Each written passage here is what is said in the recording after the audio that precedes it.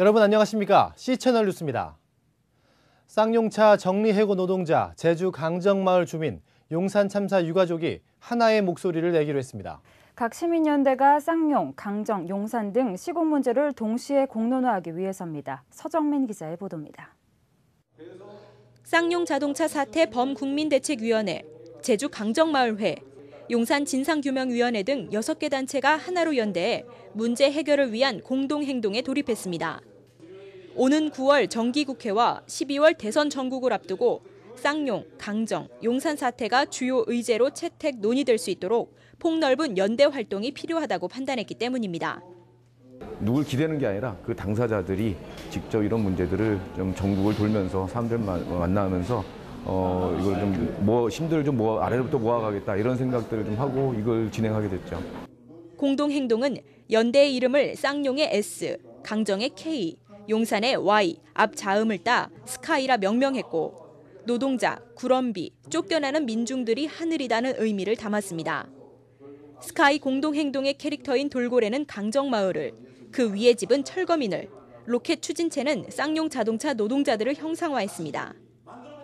공동행동은 그동안 몇 차례 연대 논의 과정을 거쳤지만 광주 인권상을 수상한 문정현 신부가 상금 3천만 원을 기부하면서 비로소 연대 활동을 본격화할 수 있었습니다. 문 신부는 쌍용, 강정, 용산 세 사태의 본질을 현 정부의 인권 탄압으로 볼 수 있다며 연대 활동의 당위성과 중요성을 설명했습니다.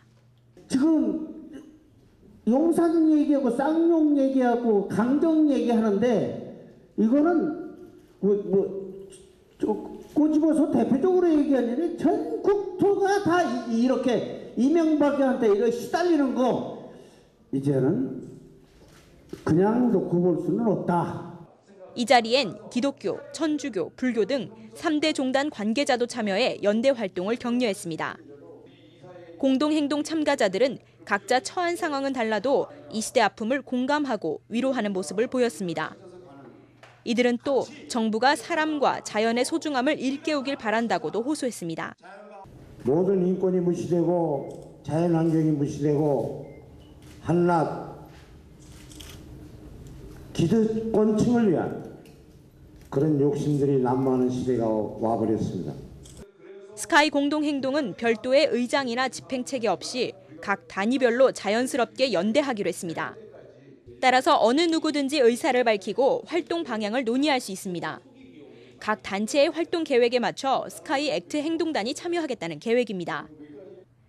오는 8월 15일 용산 참사 구속 철거민 8명과 실형 선고 후 치료 중인 2명의 부상 철거민 등 총 10명에 대한 사면 복권을 촉구하며 청와대에 엽서 보내기 운동 등을 전개할 방침입니다. 용산 참사를 다룬 다큐멘터리 영화 2개의 문 상영 운동을 통해 용산 참사 여론을 형성할 예정입니다. 강정마을은 7월 30일부터 8월 4일까지 강정평화 대행진을 진행하며 쌍용 자동차 해고 노동자들은 7월 범국민대회를 계획하고 있습니다. 공동행동이 하나로 연대하게 된 데에는 부족한 동력 때문인 것으로 알려졌습니다.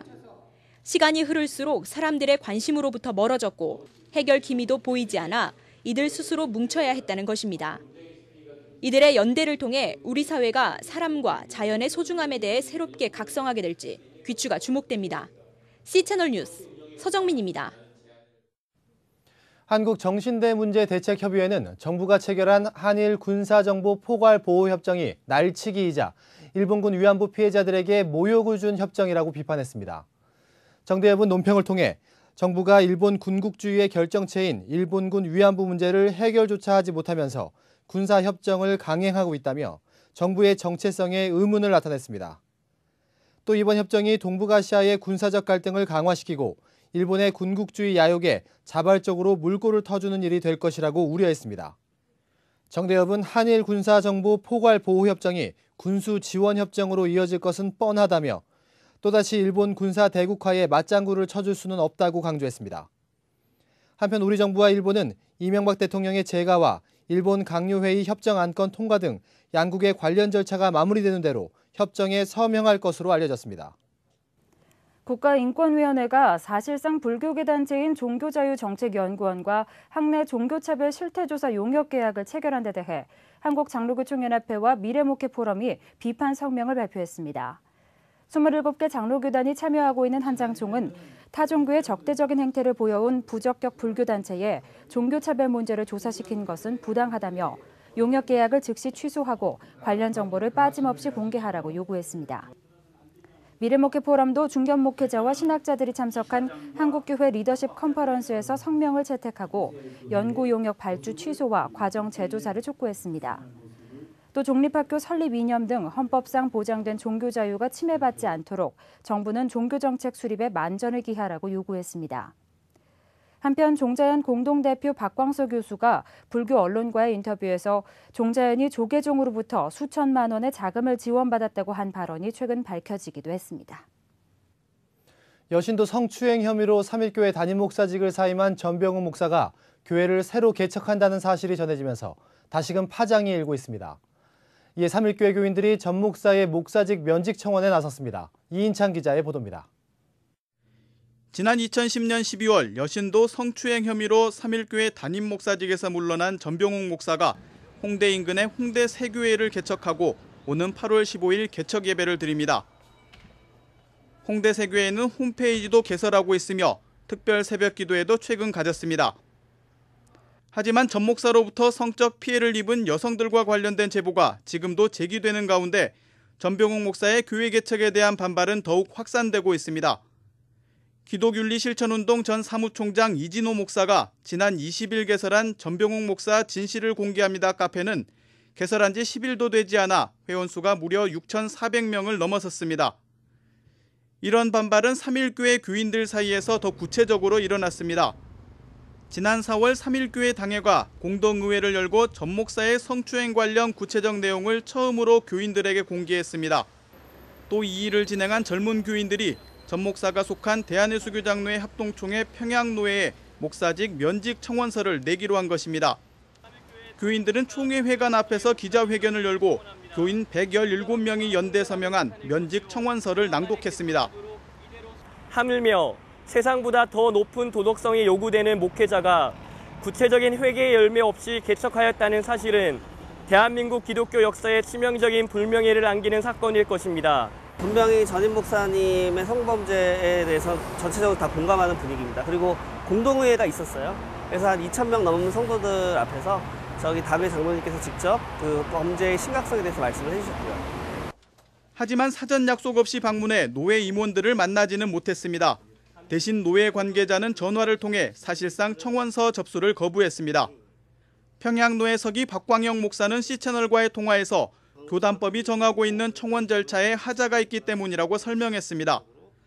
평양노회 사무실을 나온 이들은 총회 본부도 찾아 참고해달라며 청원서를 전달하기도 했습니다. 그런 접수들은요, 저희 당회장 사인이 있어야 되고 또 시찰회를 거쳐서 노회로 올라와야 돼요. 절차상 하자가 있다는 데 대해 청원서를 제출한 교인들은 이미 알고 있다고 밝혔습니다. 그럼에도 전 목사가 제대로 된 사과와 반성 없이 목회직을 수행하는 것은 분명 잘못됐다는 점을 알리기 위해 새 담임 목사 부임 전에 행동으로 옮겼다고 설명했습니다. 평신 오죽하나 그래 저희 평신도들이 나서서 이런 사건에 대해서 적어도 이 사건이 어떤 식으로 일어나서 이렇게까지 왔다라는 걸 정확하게 공개를 하고 이들 교인들은 청원서 제출에 대해 당회와 의논하기도 했지만 당회는 새로운 담임 목사가 부임하는 상황에서 3.1교회가 다시 거론되는데 부담을 느끼고 있다고 밝혔습니다. 3.1교회 중진당회원도 전화통화에서 관련 내용에 대한 모든 답변을 거부하기도 했습니다. 문제는 성추행 혐의라는 중대한 사안에 대해 한때 당사자였던 3.1교회 당회가 이제는 소극적 태도를 보이는 점과 소속노회와 총회가 어떤 조치를 취하지 않고 있다는 점입니다. 청원서를 제출한 3.1교회 교인들은 사임 후 2년도 되지 않아 3.1교회와 불과 5km 떨어진 곳에 개척한다는 것은 전 목사가 진심으로 피해자들에게 사과하지 않았음을 보여주는 것이라며 포털 사이트 내 청원 서명 운동을 시작했습니다. C채널 뉴스 이인창입니다. WCC 세계교회협의회가 유엔에 대해 시리아 평화를 위한 책임 있는 역할을 하라고 요구했습니다. 코피 아난 유럽 아랍연맹 특사가 제기한 연립정부 구성에도 힘을 실어달라고 촉구했습니다. WCC 울라프 트베이트 총무는 반기문 유엔 사무총장 앞으로 보내는 공개 서신에서 WCC 349개 회원교회는 시리아에서 일어나고 있는 유혈 충돌에 깊은 우려를 나타낸다며 유엔이 평화를 위해 시리아에서 중요한 역할을 해야 한다고 밝혔습니다. 이를 위해 유엔 안전보장이사회가 정치적 계획과 분명한 절차를 거쳐 깨끗한 시리아 지도자가 세워질 때까지 코피 아난 특사가 제안한 연립정부 구성안에 무게를 실어달라고 전했습니다. 한편 러시아를 비롯한 주요 강대국은 코피 아난 특사 제안에 동의한 것으로 전해지는 가운데 유엔 상임이사국과 중동 국가들은 오는 30일 스위스 제네바에서 계획안에 대해 토론할 예정입니다. 한국교회 지도자 조참 포럼이 매월 대선 후보자를 초청해 후보자의 정책을 청취하기로 했습니다. 첫 번째 순서로 김문수 경기도지사가 참석했습니다. 김문수 경기도지사는 대선 출마를 선언하기 오래전부터 기도로 준비해왔다며 이념 갈등 해소와 일자리 창출, 경제 회복을 이루는 데 최선을 다하겠다고 출마 각오를 밝혔습니다. 이번 조참 포럼은 각 교단 목회자들이 김 지사에게 질문하는 형식으로 진행됐으며 통일 정책, 이념 갈등에 대한 문답이 이어졌습니다. 김 지사는 미래 통일 정책에 대해 대북 화해 협력과 국방 안보 모두 강화하는 정책을 모색하겠다고 밝혔습니다. 이에 따라 금강산 관광을 재개하고 교회의 대북 지원 사업 지원도 아끼지 않겠다고 덧붙였습니다. 한편 이날 예배에서 신촌성결교회 이정희 목사는 설교를 통해 진정한 지도자는 사명감을 가진 사람이어야 한다며 이번 대선에서 국민을 위해 희생할 각오가 돼 있는 지도자가 나타나길 바란다고 전했습니다. 국내의 한 업체가 교회 학교 안에서 다양하게 활용할 수 있는 성경 보드게임 엑소더스와 데카로그를 개발해 보급에 나섰습니다. 이 업체는 연동교회 다사랑에서 기자회견을 열고 직접 시연 행사를 가졌습니다. 보드게임 엑소더스는 출애굽 사건과 홍해 사건을, 데카로그는 10계명의 가치를 게임을 통해 배우고 익히도로 구성돼 있습니다. 보드게임은 교회 학교뿐 아니라 여름 성경학교, 각종 수련회에서 활용될 수 있도록 제작됐으며 게임과 함께 나온 교회와 프로그램 교재는 게임을 4주 또는 12개월 교육 커리큘럼으로 구성하는 방법을 소개하고 있습니다. 업체 관계자는 과도한 경쟁 사회 속에 내몰린 아이들이 성경 보드게임을 통해 말씀 중심, 관계 중심 신앙교육을 받을 수 있어 큰 장점이라고 설명했습니다. 이 밖의 뉴스와 날씨를 전해드립니다. 서울시가 노숙인들을 대상으로 취업설명회를 개최합니다. 새삼찾기 점프 2012 제1회 노숙인 취업설명회라는 이름으로 열리며 약 200여 명의 노숙인이 참여할 것으로 예상됩니다. 나이지리아의 이슬람 무장단체 보코하람이 최근 카두나주의 교회 3곳에 동시 폭탄 테러를 일으켰습니다. 보코하람은 3주 연속 주일 예배 때마다 교회에 공격을 가했고 이로 인해 50여 명의 사상자가 발생했습니다.